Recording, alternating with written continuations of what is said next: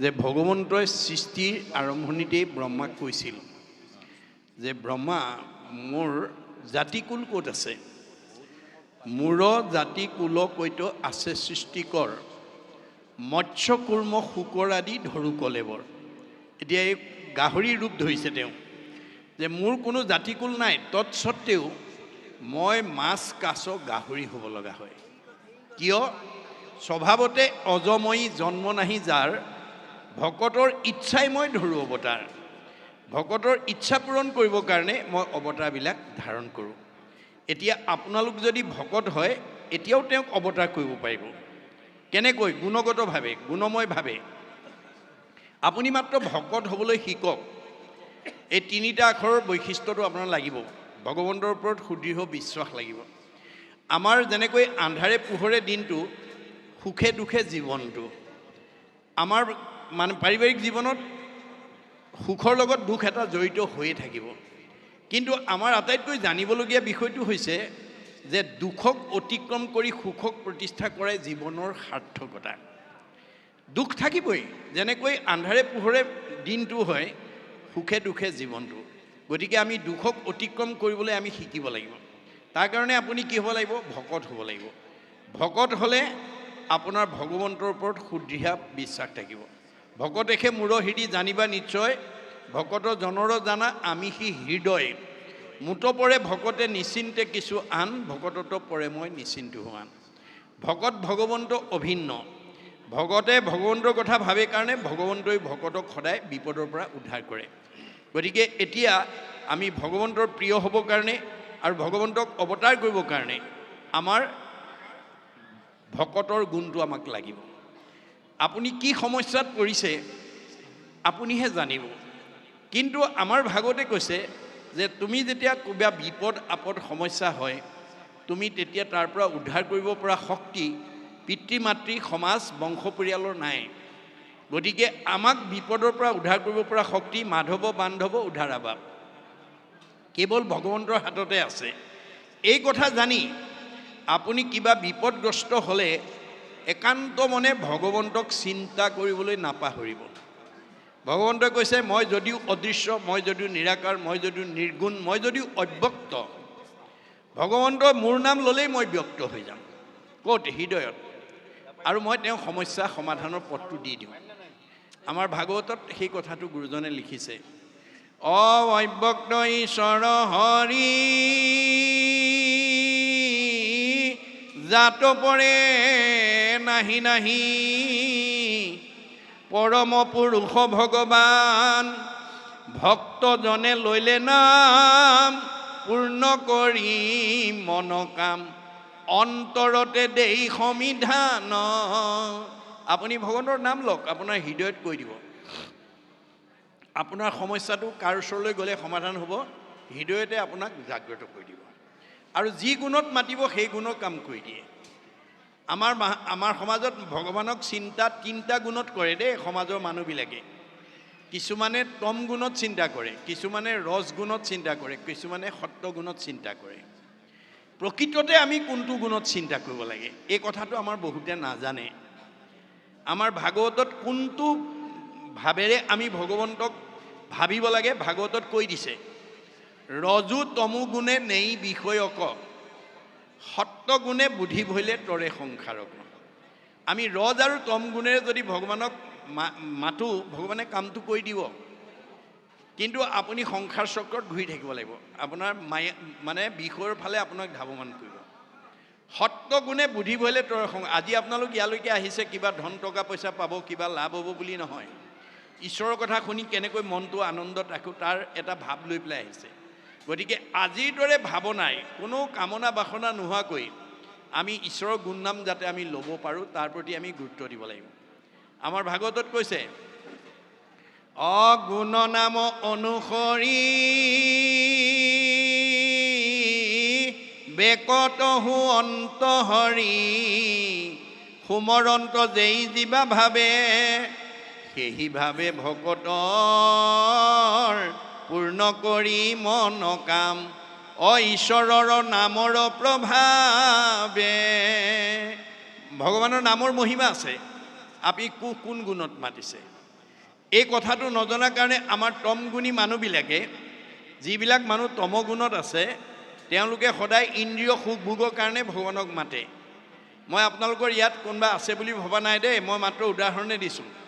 কোনোবা গাঁৱত যদি ভঙুৱা মদপী মানুহ থাকে, তেওঁলোকে ৰাতিপুৱা সাৰ পোৱাৰ লগে লগে হাত দুখন বুকলৈ নি কয়গৈ, কি বুলি কয়, প্ৰভু মোক এচিলিম খুৱাব। আৰু ভঙুৱা মানুহে ৰাতিপুৱাই দৰখাস্তখন দি দিয়ে, মদপীয়ে কয় প্ৰভু এগিলাচ খুৱাবই। আৰু ভগৱানে কৈছে হ'ব, তই ৰাতিপুৱাই যেতিয়া দৰখাস্ত দিলি, তোৰ অনুমোদনটো মই জনাই দিছোঁ। তই ভাতেই খাবলৈ নাপাবি, তোক এচিলিম খুৱামেই। তই ভাতেই খাব নাপাবি, এগিলাচ তোক মই খুৱামেই। গতিকে আপুনি মানে যোৱা খেলা ভকত বিচাৰক, লগ বিচাৰক, পৰ সমালোচনা কৰা মানুহ বিচাৰক, যেনেকৈ বিচাৰিব আপোনাক তেনেকৈ দিব। কিন্তু তেতিয়া আপুনি কি কৰিব লাগিব, এই সংসাৰ চক্ৰত ঘূৰি থাকিব লাগিব। ৰসগুণী মানুহবিলাকে, এতিয়া আমাৰ সমাজত ৰসগুণী মানুহৰ সংখ্যা বেছি। ৰসগুণী মানুহবিলাকে কি বিচাৰে, বিলাসিতাৰ কাৰণে, আনন্দ সুখৰ কাৰণে, দেহৰ মনৰ শুদ্ধৰ কাৰণে ভগৱানক বিচাৰে। কি বুলি কয়, ধনং দেহি, বিদ্যাং দেহি, যশোং দেহি, পুত্ৰং দেহি, ভাৰ্যাং দেহি, লাগে আৰু লাগে। ভগৱানে কৈছে হ'ব, তই বিচাৰিছ মই দি আছোঁ, কিন্তু তই চক্ৰত ঘূৰি থাকিব। গতিকে মহাভাৰতৰ যুদ্ধৰ শেষত কৃষ্ণই যেতিয়া দ্বাৰকালৈ যাব ওলাইছিল, তেতিয়া পেহীয়েকৰ ওচৰত বিদায় ল'ব গৈছিল, শেষ বিদায়টো। তেতিয়া পেহীয়েকক গৈ পেলাই কৃষ্ণই কৈছিল, পেহীদেউ তোমালোকৰ কামখিনি মই কৰি দিলোঁ, কৌৰৱক নিধন কৰিলোঁ, পাণ্ডৱক জয়লাভ কৰিলোঁ, যুধিষ্ঠিৰক ৰজা পাতিলোঁ, এতিয়া তোমালোকে সুখে সন্তোষে থাকা। পিছে মোৰ দ্বাৰকাত পৰিয়ালবৰ্গৰ মাজত অৰ্থন্তৰ হৈছে, মই তালৈকে যাব ওলাইছোঁ। যোৱাৰ আগতে মই তোমাক কিবা এটা দি যাওঁ বুলি ভাবিছোঁ, পেহীদেউ কি লাগে কোৱা। আপোনাৰ মোৰ নিচিনা মানুহক যদি স্বয়ং ভগৱন্তই আহি পেলাই কি লাগে কোৱা বুলি সুধিলেহেঁতেন, আমি বাৰু সোধাই আহিমনে? আমাৰ যিমান প্ৰয়োজনীয় অভাৱবিলাক আমি চব আদায় কৰি ল'লোহেঁতেন। কিন্তু কুন্তীয়ে সেই আহ্বানত কি বুলি ক'লে, হে কৃষ্ণ কৃষ্ণ বাপ কৰো প্ৰণিপাত, পৰম ঈশ্বৰ তুমি জানিলো সাক্ষাৎ। তুমি যে জগতৰ ঈশ্বৰ, মই তোমাক কৰ্মত জানিলোঁ। নানা বিপদত পুত্ৰ সমেৱা ৰাখি, শতকে শিশুক যেন ঢাকি ৰাখে পাখি। চৰায়ে যেনেকৈ দেউকাৰত পোৱালি ৰাখে, তুমিও মোৰ ল'ৰাকেইটাক তেনেকৈ ৰক্ষণাবেক্ষণ দিলা। আজি দ্বাৰকালৈ যাব ওলাইছা, যোৱা। পিছে যোৱাৰ আগতে তুমি মোক কিবা এটা দিওঁ বুলি ভাবিছা, যদি দিয়া সেই বস্তু দিয়া। কি? সেহি সেহি আপদয়া মাৰয় ভীমত, তোমাক দেখিবে পাওঁ যিটো আপদত। তুমি মোৰ পৰিয়াললৈ, মোৰ জীৱনলৈ দুখ আপদ এটা দিয়া, যাতে বিপদ আপদ এটা হ'লেই তোমালৈ মনত পৰে। পেহীদেউ ধন টকা পইচা, গাড়ী মটৰ, পকা ঘৰ দুৱাৰ দিলে গণ্ডগোল লাগিব নেকি? চিৰি ভৈলে ভুলে মন কৰে না কাম, সম্পদত নপৰে লৈ বাকত বনাম। তুমি যদি ধনে ধানে টকাই পইচাই, গাড়ীয়ে মটৰে, পকা ঘৰে দুৱাৰে নদন বদন কৰি দিয়া, তেতিয়া মই সেইবিলাক লগত নিব নোৱাৰা ধন টকা পইচা মোহত যেতিয়া মোৰ মনটো সোমাই যাব, তেতিয়া মই ভকতৰ গুৰিলৈ যাবলৈ সময় নাপাম, ঈশ্বৰৰ সেৱা কৰিবলৈ সময় নাপাম, ঈশ্বৰৰ কথা শুনিবলৈ নামঘৰলৈ যাব মই সময় নাপাম। যিটো ঐশ্বৰ্যক পালে তোমাক পাহৰে, এতেকে তাহাক নবাঞ্চয় সাধুনৰে। যিবিলাক সন্ত মহন্ত ভক্ত বৈষ্ণৱ মানুহ আছে, তেওঁলোকে ভগৱানৰ পৰা লগত নিব নোৱাৰা ধন সম্পত্তি নিবিচাৰে। বুজি পাইছেনে? কি বিচাৰে? ভক্তি। আনৰ যত সবে মিছা, ভক্তিৰ অভাৱে। যে যাতে মই য'তেই থাকোঁ, মানে কৰ্মফলে জীৱা জন্ম হৌক সংসাৰত, তভু নচাৰোক চিত তো আচৰণ। আপুনি ভগৱানৰ নাম লওক, ভগৱানে আপোনাক কি লাগে জীৱ। অৰ্জুনক কৈছে, তোমাক কৰ্মৰ অধিকাৰটোৰ কাৰণেহে তোমাক দিছোঁ। কৰ্মাণি অধিকাৰ অস্তি মা ফল কদাচন। তোমাক মই কামৰ অধিকাৰহে দিছোঁ, অৰ্জুন তুমি মোৰ পৰা কোনো ফল নিবিচাৰিবা। অৰ্জুনেতো প্ৰতিবাদ কৰিছে, যদি কোনো ফলেই বিচাৰিব নালাগে, তেতিয়াহ'লে তোমাক আৰাধনা কৰা মোৰ প্ৰয়োজনেই বা কি? এতিয়া কৃষ্ণই হাঁহি পেলাই কৈছে, কৃষ্ণই বোলে শুনাত আৰু হেতু মহাবল, নুখুজিলে ঈশ্বৰে আপুনি দেন্ত ফল। অৰ্জুন তুমি মোক খুজিব নালাগে, মই নোখোজাকে তোমাক দিম। নোখোজাকে দিয়া বোলে, প্ৰমাণ। যেন আতি শিশু চোৱা ভক্ষ নোখোজয়, তথাপিতো স্নেহে থাকি মাতৃস্তন দে। এটা কেঁচুৱাই গাখীৰ নিবিচাৰিলে বুলি মাকে দিনটো বিচনাত পেলাই নথয়। কৰ্মৰ মাজৰ পৰাই পুত্ৰ স্নেহত আপ্লুত হৈ এগৰাকী মাতৃয়ে যেনেকৈ নিজৰ সন্তানক স্তনদান দিয়ে, ময়ো ভকতৰ যথা কৰ্ম তথা ফল দিমেই, মোৰ পৰা ফল বিচাৰিব নালাগে। তুমি মাত্ৰ কৰ্ম নিৰ্বাচন কৰিবলৈ শিকিবা। বোলে কৰ্ম কি? বেদে যাক বিহি আছে তাকে বোলে কৰ্ম। বেদবিহিত কৰ্ম কৰিবা। বেদে যাক নিষেধ দিছে সেইটো অকৰ্ম। বেদ নিষিদ্ধ কৰ্ম কৰিলে অকৰ্ম কৰা হ'ব। অকৰ্ম আচৰিলে মিলে বিকৰ্ম পাতেক। আৰু সেই অকৰ্ম যদি কৰা তোমাৰ বিকৰ্ম পাতেকে লগ ল'ব। এতিয়া বেদবিহিত কৰ্ম কি? ঈশ্বৰ উঠে। আজি আপোনালোকৰ শালমৰীয়া গাঁৱৰ যুৱকসকলে ৰাইজে মিলি এইটো বেদবিহিত কৰ্ম কৰিলে 4 দিনীয়া। ইমানবিলাক আত্মাক মাতি আনি ঈশ্বৰৰ কথা শুনালে, কোৱালে, অভিনয় কৰাব। গতিকে এয়া ঈশ্বৰৰ কৰ্ম কৰিলে। গতিকে ঈশ্বৰৰ কৰ্ম কৰাৰ লগে লগে আমাৰ কি হ'ব? অক্ষয় পুণ্য সঞ্চিত হ'ব। আপোনালোকৰ আৰ্জিত ধনৰ এই 4টা দিনত বহুতে দান বৰঙণি দিছে, কোনোবাই এসাঁজ ভকতক খুৱাইছে, কোনোবাই চাহ জলপান দিছে, কোনোবাই দান বৰঙণি দিছে। দেখাত কিন্তু খৰচ হৈছে, আচলতে জমা হৈছে। অৰ্থ আৰ্জি 12 কিঞ্চিত একো নাহি ফল, যদি নভ জয় হৰি চৰণ কমল। আমি ধন উপাৰ্জন কৰি যদি এনেকুৱা ঈশ্বৰৰ কামত যদি ব্যৱহাৰ কৰিব নোৱাৰোঁ, আমাৰ ধনৰ কোনো মূল্য নাই বুলি কৈছে। কিয়? দুখ কৰি ধন ধান আৰ্জা যত মানে, কৃষ্ণে এৰে যদি তাকো খাইবে আনে। আপুনি ব্যৱসায় বাণিজ্য কৰি, চাকৰি কৰি, বিভিন্ন ধন উপাৰ্জন কৰি বেংকত ফিক্সড ডিপজিট কৰি থ'ব পাৰিব। কিন্তু যিদিনাখন আপোনাৰ বা মোৰ দেহৰ পৰা আত্মা ওলাই যাব, আমাৰ ফিক্সড ডিপজিটৰ ধনখিনি আমি ভোগ কৰিবলৈ নাপাওঁ। কোনে কৰিব? নমিনীয়ে কৰিব। সেইকাৰণে গুৰুজনে আমাক কৈছে, নিজ হস্তে আৰ্জি যদি উক জগন্নাথ, কিছু ব্যয় কৰি উক হৰিৰ সেৱাত। তুমি জীয়াই থাকোঁতে এই দুখন হাতেৰে যি উপাৰ্জন কৰিছা, তাৰ কিবা এটা অংশ মোৰ কামত দিল খুচিকে ব্যৱহাৰ কৰিবা। যিবা কিছু আছে ধন তেজাত আৰু মোহমন, কিছু ব্যয় কৰা হৰি অৰ্থে। ভগৱানৰ কামত আমি কিবা এটা অংশ মুক্ত মনে দিব লাগে। তেবেহে ভকতি বাঢ়ে, মাধৱত প্ৰেম চৰে, তেবে ধন নাযায় তাৰো ব্যৰ্থে। আপোনালোকে 4 দিনীয়া এই যজ্ঞ অনুষ্ঠান সম্পন্ন কৰিবৰ কাৰণে বহুতে শক্তি অনুসৰি দান বৰঙণি দিছে। দেখাত খৰচ হৈছে, আচলতে জমা হৈছে। কেনেকৈ?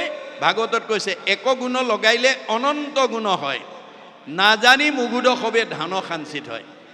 আপুনি এই 4 দিনীয়া কাৰ্যসূচীৰ কাৰণে এগুণ লগালে আপোনাক অনন্ত গুণ দিব। ভগৱানে ধাৰ নাখায়। মই ভকতৰ ধাৰ নাখাওঁ। তাৰ উদাহৰণ মই দ্ৰুপদীৰ ক্ষেত্ৰত দেখুৱাই থৈ আহিছোঁ। ভগৱান কৃষ্ণৰ 16,108 গৰাকী ভাৰ্যা, তাৰ ভিতৰত 8 গৰাকী চবতকৈ ধুনীয়া। কৃষ্ণই বাকী সকলোতকৈ 8 গৰাকীক বেছি ভাল পায়। সেই 8 গৰাকীতকৈ আকৌ দ্ৰুপদীক বেছি ভাল পায়। এই কথাটো জনাৰ পিছত 8 গৰাকী মনত কৃষ্ণৰ ওপৰত খুব আৱেগ, জেদ। কৃষ্ণই সকলোৰে অন্তৰৰ কথা বুজি পায়। মই কিয় দ্ৰুপদীক ভাল পাওঁ, এই কথাটো যদি বাস্তৱ উদাহৰণৰ দ্বাৰা এওঁলোকক দেখুৱাই দিব নোৱাৰোঁ, অনাগত দিনত এওঁলোকে এই বিষয় লৈ মোৰ ওপৰত আক্ষেপ কৰি থাকিব। গতিকে 8 গৰাকীক সংস্কাৰ কৰাৰ উদ্দেশ্যে তেওঁ তাৎক্ষণিকভাৱে এটা কৰ্মসূচী কৰি লৈ পেলাই তেওঁ অস্ত্ৰ পৰিচালনা কৰি আছে আৰু দ্ৰুপদীক আমন্ত্ৰণ কৰিছে। অস্ত্ৰ পৰিচালনা কৰি থাকোঁতে হঠাৎ অস্ত্ৰ লাগি আঙুলি কাটি তেজ ওলাবলৈ ধৰিলে। কৃষ্ণৰ আঙুলি তেজ ওলোৱা দেখি 8 গৰাকীয়ে ফটা কাপোৰ বিচাৰি ভিতৰ সোমাল। সেই সময়তে দ্ৰুপদী আহি তেওঁৰ সন্মুখত উপস্থিত হ'ল আৰু কৃষ্ণৰ আঙুলি তেজ ওলোৱা দেখি তেওঁ অকণো অপেক্ষা নকৰি পিন্ধি যোৱা শাৰীখনৰ আঁচল এটা ফালি তৎক্ষণাৎ কৃষ্ণৰ আঙুলি বান্ধি তেজ ৰাখি দিলে। 8 গৰাকীয়ে ফটা কাপোৰ লৈ আহি দেখিলে, দ্ৰুপদীয়ে দেখোন কৃষ্ণৰ আঙুলি বান্ধি তেজ ৰাখিলে, ভালেতো এওঁক ভাল পায়। সেইদিনাহে বুজি পাইছে যে কৃষ্ণই দৈহিকভাৱে নহয়, ভক্তিত ভাল পায়। গতিকে তেওঁলোক সংস্কাৰ হ'ল। কিন্তু দ্ৰুপদী এটুকুৰা বস্ত্ৰৰ ধাৰ লাগিল। এটুকুৰা বস্ত্ৰৰ ধাৰ অনন্ত বস্ত্ৰৰূপে পৰিশোধ কৰি জগতলৈ আদৰ্শ এৰি থৈ গৈছে। কোনদিনা? ৰজস্বলা অৱস্থাত যিদিনাখন দুঃশাসনে দ্ৰুপদীক বস্ত্ৰহৰণ কৰিছিল, সেইদিনাখন বস্ত্ৰৰ ধাৰ বস্ত্ৰৰে পৰিশোধ কৰি ভকতক ৰাখি থৈ গৈছিল। গতিকে দ্ৰুপদীক যদি দিয়ে, আমাক নিদিব কিয়? এই বিশ্বাসটো আমাক লাগিব। মনত ৰাখিব কথাটো। গতিকে আমাক বিশ্বাস লাগিব। আমাৰ দাৰ্শনিক পণ্ডিতে কৈছে, to be faithful your land and land will be faithful to you. আপুনি মাটিডৰাক বিশ্বাস কৰি খেতি কৰিবলৈ শিকক। মাটিডৰাই আপোনাৰ বিশ্বাস ভংগ নকৰে। আপুনি ভগৱানক বিশ্বাস কৰক। কাৰ দৰে? পলাদৰ দৰে। ৰাখে হৰি মাৰে কোনে, মাৰে হৰি ৰাখে কোনে, হৰিয়ে নাৰাখিলে জৰিয়ে ৰাখিব নোৱাৰে। এই দৃঢ় বিশ্বাসটো লাগিব। যিটো কথা কোৱাৰ লগে লগে হিৰণ্যকশিপুৱে প্ৰহ্লাদৰ জলাজুইত ঘিউ ঢলাৰ দৰে উতলি উঠিলে, প্ৰতিবাদ কৰিলে। কি বুলি? হৰি সি যদি জগতৰ ঈশ, কহ তাৰ কোনো উদিশ। হৰিয়ে যদি তোৰ জগতৰ ঈশ্বৰ হয়, ক তোৰ ঈশ্বৰ ক'ত আছে? শুনিয়া প্ৰহ্লাদে বোলয় বাণী, ব্যাপকত বিভু প্ৰভু চক্ৰপাণী। মোৰ ভগৱন্ত সমস্ত জগততে ব্যাপ্ত হৈ আছে। সমস্ত জগতে আচন্ত স্বামী স্ফটিকৰ স্তম্ভে দেখোঁ আমি। পকা খুঁটাটোলৈকে আঙুলিয়াই দিলে। মোৰ ভগৱানক মই এই পকা খুঁটাতে দেখিছোঁ। পকা খুঁটাটোৰ ভগৱান আছে বোলে? অঁ আছে। যিটো প্ৰহ্লাদৰ কাৰণে সম্ভৱ, হিৰণ্যকশিপুৰ কাৰণে অসম্ভৱ। মাৰি দিলে গদা, ওলাই গ'ল। কেনেকৈ? আমাৰ বেদত কৈছে, যত্ৰ অপায় অস্তি তত্ৰ উপায়মপি অস্তি। য'ত অপায় থাকে ভগৱন্তই ভকতক ৰাখিবৰ কাৰণে তাতেই উপায়ৰ ব্যৱস্থা কৰে। অপায়টো ক'ত আছিল? যে প্ৰহ্লাদৰ পিতৃ হিৰণ্যকশিপুৱে ভাতৃবধি প্ৰতিশোধ, এইটো যিটো কাহিনী আমি শুনি আছোঁ, বৰাহৰ ওপৰত ল'বৰ কাৰণে বৰাহৰূপী ভগৱন্তৰ, এই বৰাহে যে হিৰণ্যাক্ষক বধ কৰিলে, তাৰ ভাতৃবধি প্ৰতিশোধ বৰাহৰ ওপৰত ল'বৰ কাৰণে আকাশ চাই উদ্ধবাও হৈ থাকিলা ভূমিক অংগুষ্টে চুই। জতাৰ দীপিতি দেখন্তই ত্ৰাস প্ৰলয়ৰ সূৰ্যৰ যেন প্ৰকাশ। ব্ৰহ্মাক চিন্তিয়া আশা মনত বহি গ'ল দিব্য বৰিষ। হাজাৰ বছৰ ব্ৰহ্মাক চিন্তা কৰি আছে, সূৰ্যলৈ মুখ কৰি ভৰি আঙুলিত ভৰ দি। ঢাকিল তনু উই মাটি তুলি শৰীৰৰ মাংস খাইলা সমলি। উঁয়ে গোটেই শৰীৰ খাই পেলালে। গজি লতাংক ঢাকি বিৰুদ্ধ ঝাৰ তথাপি কটাক্ষ নহিকতাৰ। গছ গজি গ'ল তথাপিও কটাক্ষই নাই।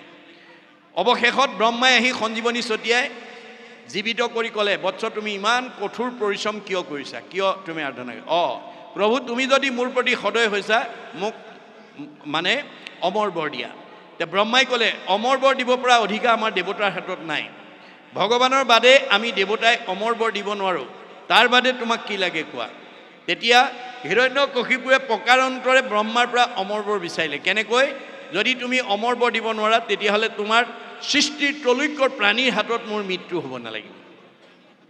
দিনতো মাৰিব নোৱাৰিব, ৰাতিও মাৰিব নোৱাৰিব, বাহিৰতো মাৰিব নোৱাৰিব, ভিতৰতো মাৰিব নোৱাৰিব, আকাশতো মাৰিব নোৱাৰিব, পাতালতো মাৰিব নোৱাৰিব, দিনতো মাৰিব নোৱাৰিব, ৰাতিও মাৰিব নোৱাৰিব, অস্ত্ৰও মাৰিব নোৱাৰিব, শস্ত্ৰও মাৰিব। সেইটোকে দিয়া।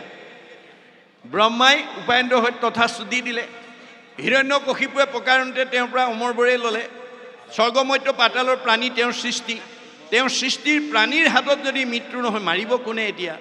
ভগৱন্তই তাতেই প্ৰহ্লাদক ৰাখিবৰ কাৰণে উপায় কৰিলে। কেনেকৈ কৰিলে? এফাল মানুহ এফাল সিংহ, যিটো প্ৰাণী ব্ৰহ্মাই আগতে সৃষ্টি কৰা নাই। ব্ৰহ্মাৰ সৃষ্টিৰ বাহিৰৰ প্ৰাণী সৃষ্টি হ'ল। দিনতো মৰা নাই, ৰাতিও মৰা নাই, সন্ধ্যা সময়ত মাৰিছে। বাহিৰতো মৰা নাই, ভিতৰতো মৰা নাই, পানী পোতাত মাৰিছে। আকাশতো মৰা নাই, পাতালতো মৰা নাই, কৰঙনৰ ওপৰত তুলি মাৰিছে। অস্ত্ৰই মৰা নাই, শস্ত্ৰই মৰা নাই, নখেৰে বিদাৰি মাৰিছে। এয়া হৈছে নামৰ মহিমা। মনত ৰাখিব কথাটো। আপোনালোকে নামৰ ওপৰত সুদৃঢ় বিশ্বাস কৰক, ভগৱন্তৰ ওপৰত বিশ্বাস কৰক, আপুনি সকলো বিপদৰ পৰা উদ্ধাৰ হ'ব। এই লীলা মাহাত্ম্যৰ কথাখিনি এতিয়ালৈকে আমাক কৈ আছে। এওঁলোকে যেতিয়া সেইধৰণে মানে হিৰণ্যাক্ষক বধ কৰি যেতিয়া পৰ্বত লৈ আহিলে, সেই দৃশ্য দেখি তেওঁলোক সকলো অবাক হৈ গৈছে। এইখিনিকে আমাক কৈছে দেই, এয়া হৈছে ভগৱন্তৰ অলৌকিকক লৌকিক কৰা, অবাস্তৱক বাস্তৱ কৰিব পৰা শক্তি ইয়াৰ মাজেদি দেখুৱাইছে। এইটোকে কৈছে লীলা, ভগৱন্তৰ লীলা। গতিকে আমি যে আজি ভাগৱত শুনিবলৈ কিয় আহিব লাগে? মূৰ গুণ গাই মানে স্বভাৱতে অজময়ী জন্ম নাহি যাৰ, তথাপি অৱতাৰ ধৰোঁ ভকতৰ ইচ্ছাই। ভকতৰ ইচ্ছা পূৰণৰ কাৰণে মই অৱতাৰ ধাৰণ কৰোঁ। মূৰ জন্ম কৰ্ম গাই শুইবেক নিষ্ঠাৰ। এতিয়া ইমান সময় আমি ভগৱন্তৰ গুণ লীলা কথাকে শুনি আছোঁ, গাই আছোঁ। মূৰ জন্ম কৰ্ম গাই শুইবেক নিষ্ঠাৰ, সেইকাৰণে মই ধৰোঁ অৱতাৰ। এয়া এতিয়া বৰাৰূপী অৱতাৰ ধাৰণ কৰি তেওঁ সাগৰৰ মাজৰ পৰা পৃথিৱীক উদ্ধাৰ কৰি আনি হিৰণ্যাক্ষক বধ কৰি যিটো লীলা মাহাত্ম্য দেখাইছে, এইবোৰ যেতিয়া আমি শুনি থাকিম, গাই থাকিম, কৈ থাকিম, আমাৰ জীৱ নিৰ্গুণ হৈ যাব।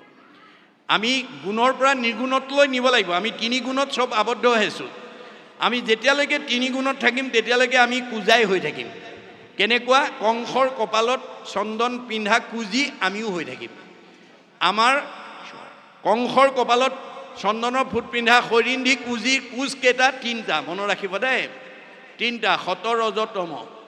আমি অকল শৰীন্ধি কথা ভাবি সিমানতে সীমাবদ্ধ কৰিলে নহ'ব। আমিও কুজি হৈ আছোঁ নেকি বাৰু? আমি নিজকে সুধিব লাগিব। অৰ্থাৎ আমি যদি তিনিটা গুণত আছোঁ, আমিও কুজিয়ে হৈ আছোঁ। আমি যদি লগত নিব নোৱাৰা ধন সম্পত্তিক যদি প্ৰাধান্য দি আছোঁ, আমিও কংসই হৈ আছোঁ। অজ্ঞানতাক যদি প্ৰশ্ৰয় দিছোঁ। আজি আমাৰ সমাজত বহুতে ধন টকা পইচা, গাড়ী মটৰ, পকা ঘৰ দুৱাৰ হ'লে অভিমানী হৈ যায়। গতিকে আপুনি কংসই হৈ গ'ল। যদি লগত নিব নোৱাৰা ধন সম্পত্তিক লৈ যদি আপুনি অভিমান কৰিছে, আপুনিও কংসই হৈ আছে। গতিকে আমি কংসৰ স্বভাৱ এৰি আমি যাতে ভকত হ'ব পাৰোঁ। গতিকে তাৰ কাৰণে আমি ভাগৱত শুনিবলৈ আহিব লাগিব। উদ্ধৱক কৈছে মোৰ কথা যথাৰ্থ নিৰ্গুণ সেহি স্থান, ঈশ্বৰক জানিলে নিৰ্গুণ হোৱে জ্ঞান, বুলিও নিৰ্গুণ শ্ৰদ্ধা মুহুৰ সেৱাৰ, নিৰ্গুণ স্থানক পাৱে ভকতে আমাৰ। আজি এইটো নিৰ্গুণ স্থানলৈ আমি আহিছোঁ, কৃষ্ণৰ গুণলীলা শুনি আছোঁ। গতিকে গুণময় লীলাবিলাক শুনিলে মনটো নিৰ্গুণ হৈ যাব, ৰিজু হৈ যাব, পোন হৈ যাব, পূজাটো পোন হৈ যাব। যিদিনাইখনেই হৰিন্ধিয়ে কৃষ্ণৰ কপালত চন্দনৰ ফুট লগালে, থুতৰিত ধৰাৰ লগে লগে ৰিজু হৈ গ'ল, পোন হৈ গ'ল। অৰ্থাৎ আমি যেতিয়া ভাগৱত শুনিম আমাৰ কোচটো পোন হৈ যাব, ৰিজু হৈ যাব। মনত ৰাখিব, আমি তিনি গুণময় পূজা হৈ আছোঁ আৰু কংসৰ দৰে আমি অজ্ঞানতাক প্ৰশ্ৰয় দি আছোঁ। কিহক দিছোঁ? জাতি বিদ্যা মহতঞ্চ ৰূপ যৌৱনম এব স যত তত স্তুতি বৰ্ধেত পঞ্চতেই ভক্তিকান্তকাঃ। এই পাঁচটা যদি লগত নিব নোৱাৰা ধন সম্পত্তিক লৈ পেলাই যদি আমি গৰ্ব কৰি আছোঁ, আমি কংসই হৈ আছোঁ। মনত ৰাখিব কথাটো। কংসক মাত্ৰ এটা মানে আদৰ্শ ৰূপেহে লৈছে, প্ৰতীক ৰূপে লৈ আছে। কংস হৈছে অজ্ঞানতাৰ প্ৰতীক, অহংকাৰৰ প্ৰতীক, যাৰ কাৰণে নাৰদে তেওঁক কি বুলি সম্বোধন কৰিছে? সোণ হেৰ' অজ্ঞানী কংস, তই যাক আপোন বুলি ভাবিছ সি তোৰ মহাশত্ৰু। তই কৃষ্ণৰ বিৰোধ কৰিছ, ব্ৰহ্মৰ বিৰোধ কৰিছ, তোৰ লগৰবিলাকে আহি কৈছে মহাৰাজ আদেশ কৰক, এতিয়াই তোমাৰ শত্ৰুক নিধন কৰিম। কংস অজ্ঞানী কাৰণে ভাবিলে মোৰ শত্ৰুৰ বিৰুদ্ধে এওঁলোক আহিছে, এওঁলোক মোৰ পৰম মিত্ৰ, গতিকে তোৰ আদেশত সেইসকলটো জুইত চগা পৰা দি মৰিবই, তয়ো এদিন সেই কুৰা জুইতে পৰি মৰিব লাগিব। কংসৰ পাঞ্চনি পাই যত দৈত্য আহে, তুমি অগণিত যেন পুৰি মৰে জাহ। আজি আমি যাতে কংস হৈ থাকিব লগা নহয় দেই। আমি এই পাঁচটা লগত নিব নোৱাৰা ধন সম্পত্তিক লৈ যাতে আমি অহংকাৰ কৰিব লগা নহয়। কি? জাতি। আজি আমাৰ সমাজত আমি আজি যদি এইখন কি গাঁও কৈছিলে যে আপোনাৰ শালমৰীয়া গাঁৱত আপুনি যদি নিজকে উচ্চ জাতিৰ মানুহ বুলি যদি জাতিক লৈ গৰ্ব কৰে, তেতিয়াহ'লে আপুনি সাধাৰণ মানুহৰ লগত বহি ভক্তি কৰিব নোৱাৰিব। যি নিজকে উচ্চ জাতিৰ মানুহ বুলি জাতিক লৈ গৰ্ব কৰিব, সি সাধাৰণ মানুহৰ লগত ভক্তি কৰিব নোৱাৰে। বিদ্যা, মই শালমৰীয়া গাঁৱত মোতকৈ পুথিগত ডিগ্ৰী আৰু দ্বিতীয় নাই, এই বুলি পুথিগত ডিগ্ৰীক লৈ যদি কোনোবাই অভিমান কৰে, সি সাধাৰণ মানুহৰ লগত বহি ভক্তি কৰিব নোৱাৰে। মহতঞ্চ, মই এইখন গাঁৱৰ ভিতৰত মোতকৈ ধনী মানুহ নাই, এই বুলি লগত নিব নোৱাৰা ধন সম্পত্তিক লৈ যদি গৰ্ব কৰে, সি ভক্তি কৰিব নোৱাৰে। ৰূপ, আমাৰ কিছুমান মানুহ দেখা বগা চগা ধুনীয়া হ'লে ক'লা ফালে নাচায়েই, তেনেকুৱা স্বভাৱ আছে যদি এৰিব দেই। আপোনাৰ সুন্দৰক বান্দৰ কৰিবলৈ ভগৱানৰ বেছি সময় নালাগে। আপুনি শালমৰীয়া গাঁৱত এজনী ধুনীয়া বগা চগা গাভৰু ছোৱালী, ডেকা ল'ৰা, এজনী মহিলা বা এজন মতা মানুহ হৈ এইখন গাঁৱত বাস কৰিবলৈ আপোনাৰ সেই সাধনাটো পূৰ্বজন্মত প্ৰাৰব্ধত আপুনি সাধনা কৰিছিল কাৰণে আৰব্ধত আপোনাক ধুনীয়া মানুহ কৰি পঠিয়াই দিছে। আপুনি যদি ভাগৱতৰ তত্ত্ব নুবুজি যদি সুন্দৰক প্ৰাধান্য দি যদি মানে ক'লা মোলা মানুহক যদি মাতিবলৈ ইচ্ছা নকৰে, আপোনাৰ সুন্দৰক বান্দৰ কৰিবলৈ ভগৱানৰ বেছি সময় নালাগে। ভগৱানে সুখ দুখৰ চকৰিটো ঘূৰাই থাকে। চক্ৰবৎ পৰিৱৰ্তন্তে দুখানিচ সুখানিচ। সুখ দুখটো কাৰো কাৰণে স্থায়ী নহয়, হয়ে নাই? গতিকে এইটো ভগৱানৰ মায়া বুলি কৈছে। মাধৱৰ মায়াৰ কমনে পাৱে অন্ত, ঐশ্বৰ্য দৰিদ্ৰ হোৱে দুখী ধনৱন্ত। স্বৰ্গীয় নৰকে, নৰকীও স্বৰ্গে যায়, সৰ্বকালে সুখ দুখ একো স্থানে নাই। সংসাৰৰ সুখ দুখ জানা হবে মায়া, তিলেকতে অন্তৰে মেঘৰ যেন ছায়া।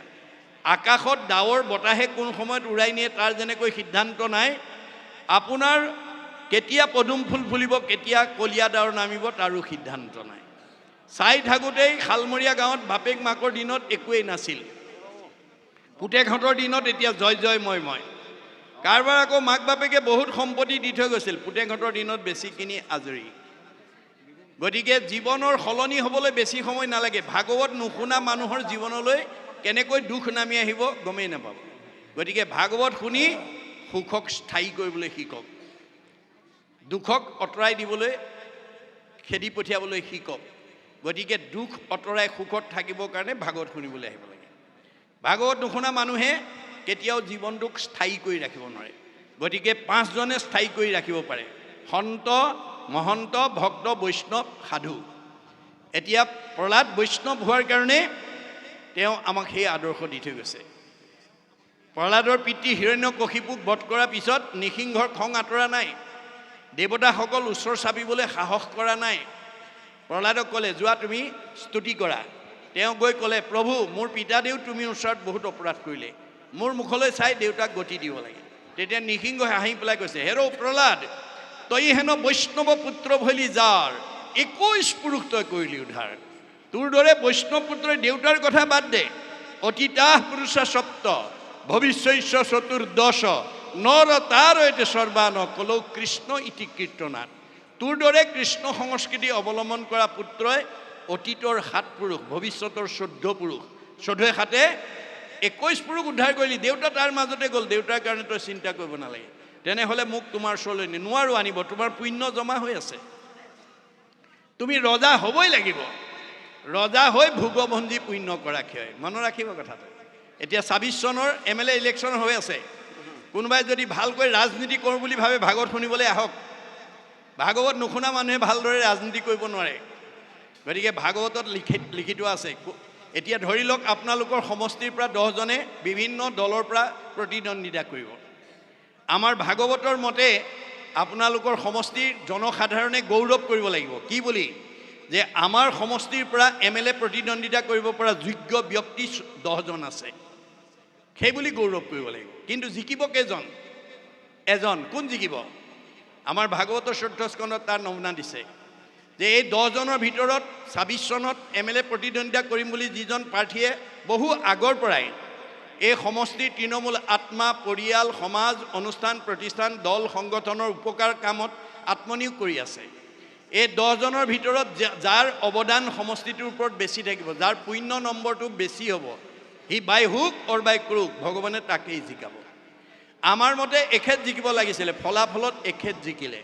ভগৱানে কৈছে তুমি চৰ্ম চকুৰে চাইহে কৈছা এওঁ জিকিব লাগে বুলি। মইতো 14 জন সাক্ষী, 2 জন কেৰেণী তত্ত্ব ভিত্তিত তেওঁক জিকাইছোঁ। 14 ভুৱনে লোক আছে যত মানে, সবাহাৰে ন্যায় নীতি দেখে বিদ্যমানে, চিত্ৰগুপ্ত নামে 2 লিখক নিৰ্ভৰ, সবাহাৰে পাপ পুণ্য তেৰে য কৰয়, গুপুত পাপক গুপ্ত লিখকে লিখয়, দেখা মানে পাপ চিত্ৰ লিখন্ত নিশ্চয়, 14 জন সাক্ষীত আৰু আশ্ৰয়ৰ লগত ভান্দিবে নোৱাৰে পাপ পুণ্য আছে যত। আমাৰ লগত 14 জন সাক্ষী ৰাখিছে ভগৱানৰ দেৱতা। মাধৱদেৱে ঘোষাত লিখি দিছে তুমি মোক ভাণ্ডা তোমাকো মই ভাণ্ডু। 14 সাক্ষীক ভান্দিব কোনো উপায়। আমাৰ লগত থকা 14 জনক আমি ঠগিব নোৱাৰোঁ। চকুৰ লগত সূৰ্য দেৱতা, কাণৰ লগত দগদিকপাল, নাকৰ লগত অশ্বিনী কুমাৰ, মুখৰ লগত অগ্নি দেৱতা, জিভাৰ লগত বৰুণ দেৱতা, ছালৰ লগত বায়ু দেৱতা, হাতৰ লগত ইন্দ্ৰ দেৱতা, ভৰিৰ লগত বিষ্ণু দেৱতা। আমাৰ ভৰিত বিষ্ণু আছে কাৰণে আমি ভৰিত সেৱা কৰোঁ, মনত ৰাখিব। গুহ্যৰ লগত মিত্ৰ দেৱতা, লিংগৰ লগত প্ৰজাপতি, বুদ্ধিৰ লগত ব্ৰহ্মা, চিত্ৰৰ লগত বাসুদেৱ, মনৰ লগত চন্দ্ৰ, অহংকাৰ লগত ৰুদ্ৰ। এই 14 জন সাক্ষী, 2 জন কেৰেণী, চিত্ত আৰু গুপ্ত। চিত্তই দেখা পাপ লিখে, গুপ্তই নেদেখা পাপ লিখে। আপোনালোকে চবেই মোৰ মুখলৈ চাই শুনি আছে, মই ভাবিছোঁ ঠিকে আছে। পিছে কোনোবাই আকৌ মোৰ মুখলৈহে চাই আছে। এতিয়া দেৰি হৈছে, এতিয়া ইমান সময় বেছি ব্যাখ্যা কৰি থাকিলে এতিয়া খোৱা সময়ে পাৰ হৈ যাবগৈ, ঘৰলৈ যোৱাই সময় এনেকৈও কোনোবাই ভাবি থাকিব পাৰে, বা ঘৰত এৰি থৈ অহা ল'ৰা ছোৱালীকেইটাৰ কথা ভাবিব পাৰে, বা অন্যান্য ব্যৱসায়ৰ কথা ভাবিব পাৰে। সেইটো কিন্তু গুপুত কেৰেণীয়ে গম পাই থাকে। গতিকে কোনোবাই মোৰ মুখলৈ চাই আছে, মনে মনে অন্য এটা বিষয়ৰ কথা ভাবে। এতিয়া গুপুত কেৰেণীয়ে লগে লগে লিখিব। কল্পনা আৰু মাধৱীয়ে পাঠৰ মুখলৈ চাই থকা হয়, কিন্তু মনে মনে এইটো ভাবি আছিল, নম্বৰ লগে লগে কাটি দিব। মনত ৰাখিব কথাটো। সেইটো গুপুত কেৰেণীয়ে কৰিব। আমি দেখা মতে এখেত জিকিব লাগিছিলে, এইটো জিকিলে। বা ভগৱানে কৈছে তুমি চৰ্ম চকুৰে চাইছে কৈছা। দাৰ্শনিক পণ্ডিতে কৈছে things are not what they seem. আপুনি বাহিৰৰ পৰা দেখা বস্তুটো আচল বস্তু নহয়। আমাৰ বুঢ়াসকলে কয় বাহিৰে ৰং চঙীয়া ভিতৰি কোৱা ভাতুৰি হ'ব পাৰে। আপুনি বাহিৰত দেখা মানুহজন প্ৰকৃত মানুহ নহ'বও পাৰে, মনত ৰাখিব কথাটো। গতিকে সেইটো 14 জনে প্ৰমাণ কৰি দিব। সেই ভিত্তিত আমি আজি আগবাঢ়ি গৈ আছোঁ। গতিকে কাৰোবাৰ ৰাজনীতি কৰিব মন আছে ভাগৱত পঢ়ক, ধৰ্মনীতি কৰিব মন আছে ভাগৱত পঢ়ক, সমাজ নীতি কৰিব মন আছে ভাগৱত পঢ়ক, মানে অৰ্থনীতি কৰিব মন আছে ভাগৱত পঢ়ক। ভাগৱতৰ বিনা কোনো অৰ্থনীতি, ৰাজনীতি, ধৰ্মনীতি, সমাজ নীতিয়ে নিজৰ স্থিতি অব্যাহত ৰাখিব নোৱাৰে, মনত ৰাখিব কথাটো। এই তথ্য দি আছে। গতিকে ভাগৱত চেৰাই আমি কেতিয়াও জীৱন আগুৱাই নিব নোৱাৰোঁ। গতিকে এতিয়া এইখিনিলৈকে আমাক সেই তথ্যখিনি দিলে। যে ভগৱন্তই বৰাহ ৰূপী মানে হৈ কেনেকৈ প্ৰলয়ৰ জলৰ পৰা হিৰণ্যাক্ষক বধ কৰি পৃথিৱী উদ্ধাৰ কৰি আনি জগতত প্ৰতিষ্ঠা কৰিলে তাৰ এটা লীলা কাহিনী শুনালে। এইবোৰ যেতিয়া আমি শুনি থাকিম, কৈ থাকিম, গাই থাকিম, তেতিয়া আমাৰ গুণময় ভাৱটো নিৰ্গুণত্বলৈ উত্তৰণ হৈ যাব, কুজাটো পূৰ্ণ হৈ যাব দেই, মনত ৰাখিব। কুজটো ৰিজু হৈ যাব, গুণটো নিৰ্গুণ হৈ যাব। তাৰ কাৰণে আমি শুনিবলৈ আহিব লাগে। তাৰ কাৰণে আপোনালোকে প্ৰত্যেকখন ঘৰতে ল'ৰা ছোৱালীৰ জন্মদিন পাতক, ভাগৱত পাঠ কৰক। পশ্চিমীয়া সংস্কৃতিত কেক বনাই নামটো লিখি কটাৰীয়ে কাটি মমডাল জ্বলাই ফু মাৰি নুমাই, এইবোৰ অপসংস্কৃতি বাদ দিয়ক। মহাপুৰুষ শংকৰদেৱে কৈছে জন্মদিন পাতিব লাগে, মৃত্যুৰ দিনহে পাতিব নালাগে। কাৰণ জীৱৰ মৃত্যু নাই। আমাৰ এতিয়া ককা আজু ককাৰ দিনত এনেকুৱা জন্মদিন পতাৰ নিয়ম নাই কাৰণে বহুত নাতিহঁতে আমি এতিয়া দেউতা ককাহঁতৰ জন্মদিন নাজানি পেলাই মৃত্যুৰ দিনকে আমি স্মৰণীয় দিন হিচাপে পাতি আছোঁ। আচলতে আমি জন্মদিন পাতিব লাগে। জন্মদিনটো পশ্চিমীয়া সংস্কৃতিয়ে নহয়, গুৰুজনাৰ দোষেৰে। আপোনাৰ ঘৰলৈ যেতিয়া ভকত আহি পেলাই আশীৰ্বাদ দিব, সজনৰ আশীৰ্বাদে মিলে কৃষ্ণৰ প্ৰসাদ। আপুনি প্ৰাণী হিংসা কৰি পেলাই জন্মদিন নাপাতিব। যত দেখা ভূত প্ৰাণী সবাহাকে বিষ্ণু মানি, হিংসা এৰি কৰা উপকাৰ। আপুনি মানে হাঁহ পাৰ মাৰি পেলাই ভকতক খুৱাব পাৰিব, কিন্তু আপোনাৰ কামটো সফল নহ'ব। ভগৱন্তই কৈছে সমস্ত ভূততে মই আছোঁ সৰ্বক্ষণে, ইহাংক অৱজ্ঞা আদি কৰে যিটো জনে, বেদমন্ত্ৰে প্ৰতিমাত কৰে অৰ্চন, নোহে কিছু ফল মাত্ৰ হবে বিড়ম্বৰ। পৰশৰী ৰতমুক বিদ্বেষ কৰে, যদি পূজে প্ৰভূত আৰু চিত্ত শান্ত নয়। প্ৰাণীক উপেক্ষা কৰি পূজে মূঢ়মতি, নোহে ফল কৰে যেন ভস্মত আহুতি। প্ৰাণীক নিন্দিয়া মোক যিজনে পূজয়, তাতো মই তুষ্ট নহওঁ জানিবা নিশ্চয়।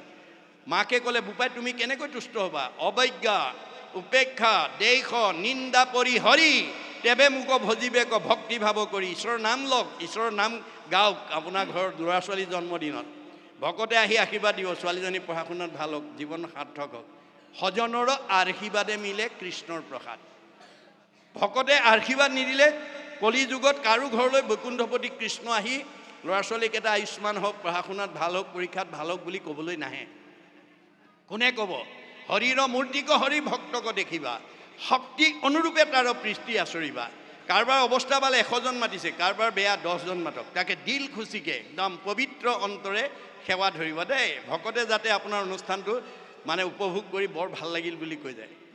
মানে কম দামী চেফেৰাত চেনিকল বিচাৰি নুফুৰিব নামলৈ। আমাৰ বহুতে কম দামী কল বিচাৰি ফুৰে। আপুনি নানিব কেতিয়াও, লাগিলে নিদিবই, দিয়ে যদি ভাল কেইটা দিয়ক, যাতে ভকতৰ পাতত কলটো দেখিয়ে যাতে মনটো ভাল লাগি যায়। মনত ৰাখিব কথাটো। আমাক ভাগৱতে কৈ আছে শক্তি অনুসৰি। কাৰোবাৰ অৱস্থা ভাল 100 জন মাতিছে, আপোনাৰ বেয়া 10 জন মাতক, তাকে একদম দিল খুচিকে খুৱাব। আমাৰ পঞ্চম স্কন্ধ ভাগৱতত কেনেকৈ আমি যজ্ঞ কৰিব লাগে নিয়ম লিখি থোৱা আছে। মনত ৰাখিব। ভকতক খুৱাবলৈ অনা বস্তুকেইটাত কৃপণালী নকৰিব, একদম দিল খুচিকে খুৱাব। ভকতে যেতিয়া ভাল বুলি ক'ব, সজনৰ আশীৰ্বাদে মিলে কৃষ্ণৰ প্ৰসাদ। বছ এতিয়া কলি যুগৰ মানুহে কেনেকৈ ভক্তি কৰিব লাগে আমাৰ গীতা ভাগৱত কৈছে, কৃষ্ণক পাইবাৰ জানা ভকতি সে পন্থ, ইহাক কহে গীতা ভাগৱত গ্ৰন্থ। গীতা ভাগৱতে কৈছে তুমি ভক্তিৰ দ্বাৰা ঈশ্বৰক বুজিব লাগিব। আৰু সেই ভক্তিটো ক'ত কৰিব লাগিব? ভকতত ভকতি দানে কৰু গুৰু দায় তনয় অধিক। নিজৰ জন্ম দিয়া ল'ৰা ছোৱালীকেইটাতকৈ ভকতৰ প্ৰতি আপোনাৰ শ্ৰদ্ধা হ'ব লাগিব। ভকতে যদি কয় বৰ ভাল লাগিল, বছ সজনৰ আশীৰ্বাদে মিলে কৃষ্ণৰ প্ৰসাদ। এতিয়া আশীৰ্বাদটো কোনে দিব? ভকতে দিব। বৈকুণ্ঠপতি কৃষ্ণই আহি নিদিয়ে। ভকতে আশীৰ্বাদ দিয়াৰ লগে লগে কৃষ্ণ দায়বদ্ধ হৈ গ'ল। কাৰণ ভগৱন্ত ভকত বৎসল, ভকতৰ কথা কেতিয়াও পেলাব নোৱাৰে। মনত ৰাখিব কথাটো।